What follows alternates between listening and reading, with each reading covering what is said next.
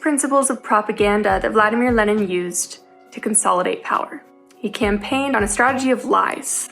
The end justified the means. The promises that he made while campaigning, he completely turned his back on when he got into power. Promised a free press, and when he got into power, shut down every opposing publication.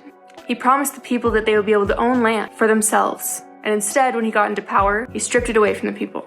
He promised peace to war-weary people, and instead, he forced all of these men into his new Red Army, threatening and holding hostage family members if they refused to be in Lenin's army.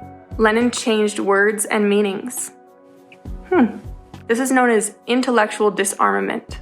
One word that Lenin was particularly fond of was democracy. Lenin used the word democracy quite often. By intellectually disarming the people, Lenin was able to create a perception of power. Although Lenin hardly ever gave public speeches.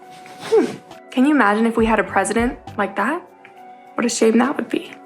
By controlling words, Lenin was able to control population's perception of reality, silencing dissent. Lenin, like every good dictator, silenced anybody who opposed him.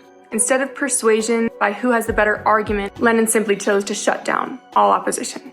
This also played into the perception of power that he created amongst his people. If the people couldn't hear the opposition, they'd be much less likely to understand the truth of what was going on in the world.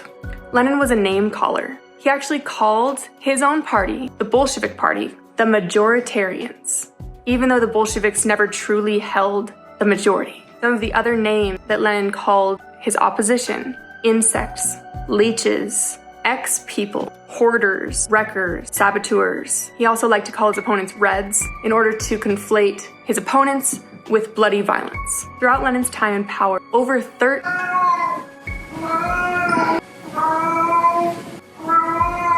13 million people died.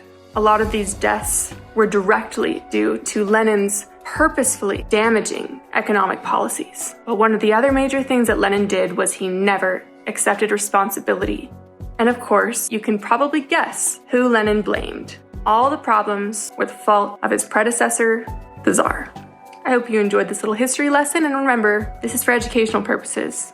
And of course, has no similarities whatsoever to our current situation in the United States in 2022.